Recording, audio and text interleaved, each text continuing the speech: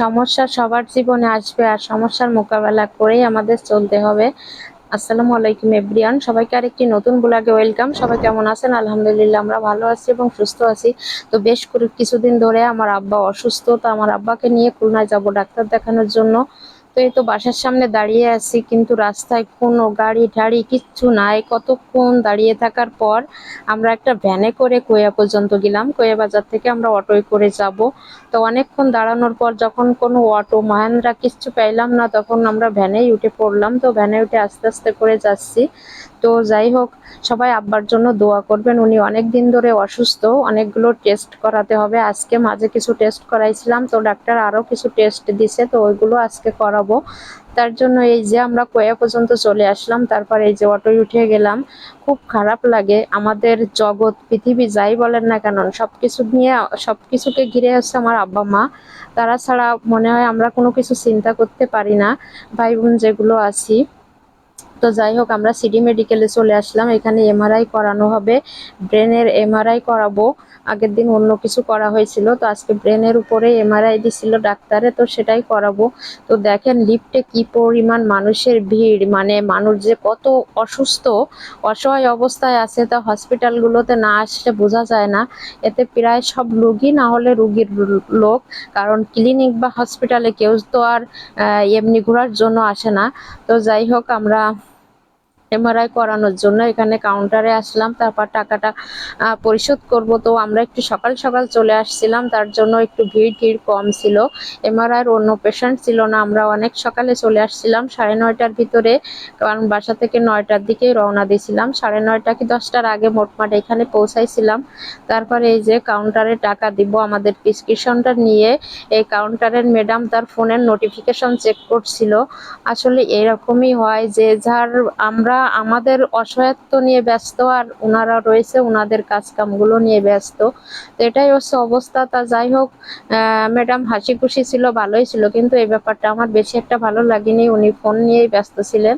তারপর এই যে সবকিছু আমাদের বুঝিয়ে দিচ্ছিলেন, যদি মানে এমআরআই করানোর সময় তো একটা বিকট আওয়াজ শব্দ হয়, যেহেতু আমার আব্বার একটু বয়স হয়ে গেছে, 70+ বয়স। তো এই সময় ওই আওয়াজটাতে ভয় পাই কিনা, তা উনি বলছিল যদি উনি না করাতে চায় তো 700 টাকা কেটে নিয়ে বাদ বাকি টাকাগুলো ওনারা রিটার্ন দিবে, যেহেতু অনেকগুলো টাকা এমআরআই করাতে গেলে লাগে।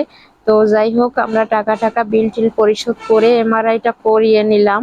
তারপর আমরা চলে যাব শান্তিধাম মোড়। এখানে ডাক্তার সিরাজুল ইসলামের পেশেন্ট যেহেতু আমার আব্বা, তো ওইখান থেকে আরো কিছু টেস্ট আমরা করাবো। তো এখানে একটা 500 টাকার নোট ওনারা চেঞ্জ করতে বললো, তো আমি আবার টাকাটা চেঞ্জ করে দিলাম। হালকা একটু কোনা যেন একটু কাটা কাটা ছিল। তো যাই হোক, সবকিছু শেষ করে আমরা অটোয় উঠে গেলাম।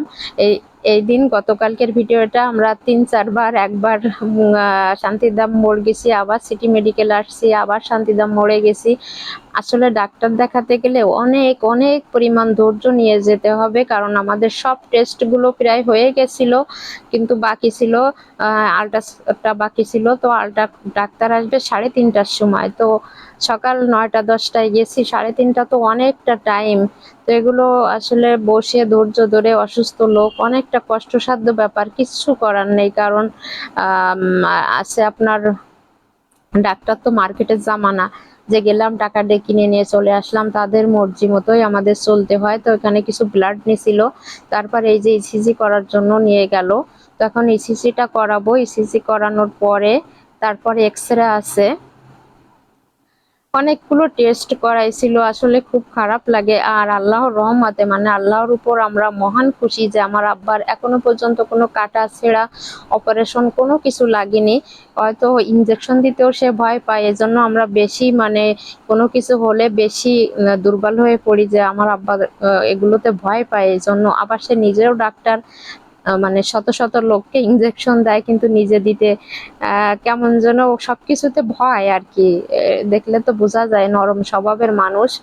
তো যাই হোক, এখানে আবার এক্সরেটা করিয়ে নিলাম, একটার পর একটা টেস্ট করাচ্ছিলাম।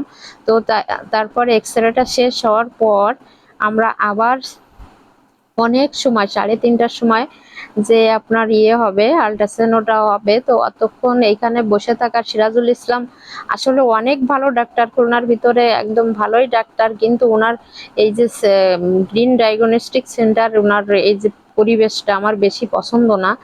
মানে যে হিসাবে বড় লেভেলের ডাক্তার ভিজিট নেয় তার সেই হিসেবে চাকচিক্য না তার। আর কি এই ডায়াগনস্টিক সেন্টারটা, তো এখানে আমরা 3:30 পর্যন্ত ওয়েট না করে আমরা আবার সিটি মেডিকেলে চলে আসছিলাম। ভাবলাম এইখানে যদি আর্জেন্ট আল্ট্রাসাউন্ডটা করানো যায় তাহলে ওইখানে টাকা দেওয়া হয়ে গেছিল কাউন্টারে, তো টাকা যায় যাক আমরা তাড়াতাড়ি করিয়ে নিব। তো এখানে 15-16 জন সিরিয়াল ছিল। আর এখানে এই আঙ্কেলটাও হঠাৎ অসুস্থ হয়ে পড়ে। আসলে হসপিটালে আসলে মনের ভিতরটা যে এত খারাপ লাগে, কত জনের, কত শত শত লোকের শত শত সমস্যা, তো বাসায় বসে আসলে আমরা বুঝতে পারি না। সিটি মেডিকেল থেকে যখন আবার ইয়েতে যাচ্ছিলাম শান্তিধাম মোড়, তখন এই যে রাস্তায় কিছু এই যে স্বেচ্ছাসেবী ভাইরা আমাদেরকে ফান্ডটা দিছিল খেতে, ওনারা ফান্ডটা কোকাকোলা এগুলো রাস্তার লোকজনকে দেখছিল। তো এগুলো পেয়ে আমরা অনেক বেশি খুশি হয়ে গেছিলাম, কারণ যাই হোক অনেক বেশি ভাল লাগলো, কেন তা জানি না, কারণ কতদিন এরকম ফ্রি খাবার খাইনি। তো অনেক বেশি ভালো লাগলো। ভাইয়াদের জন্য দোয়া শুভকামনা। আমরা বেশ কিছুদিন ধরে ইন্টারনেটের মাধ্যমে দেখছি যে এরকম স্বেচ্ছাসেবী লোকেরা বিভিন্ন জায়গায় ঠান্ডা পানি, কোক, ড্রিঙ্কস এগুলো দিচ্ছে। তো যাই হোক এগুলো যে আমরাও পাবো এটা আসলে আমাদের চিন্তার বাইরে ছিল। অনেক অনেক দোয়া শুভকামনা ভাইয়াদের জন্য। তো অনেক বেশি ভালো লাগছিল, আমরা এগুলো খেয়ে নিলাম। তারপর আবার শান্তিধাম মোড়ে চলে যাব, ওইখানে যে আমাদের আল্ট্রাসাউন্ডটা করাতে হবে। তো এই যে যাই হোক আমরা 3:30টার পর এই যে ফার্স্ট সিরিয়াল আমাদের ছিল, আমরা আল্ট্রাসাউন্ডটা করালাম। তো আমরা রিপোর্টগুলো আর নিতে পারিনি, রিপোর্ট দিবে সন্ধ্যা 6টায়। তো সকাল 9টার থেকে বাসার থেকে বেরিয়ে 4টে 4:30 পর্যন্ত খুলনায়, আর কতক্ষণ অসুস্থ লোককে নিয়ে এইভাবে ঘোরা যায় বাইরে। তো আমরা বাসায় চলে আসছিলাম। আগামীকাল শনিবার আমরা যাব, রিপোর্টগুলো নিব, কোনো সমস্যা আছে কিনা দেখবো, তারপর ডাক্তারকে দেখাবো।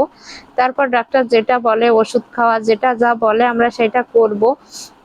অনেকটা দখল কষ্ট গেল আমার আব্বার উপর দিয়ে।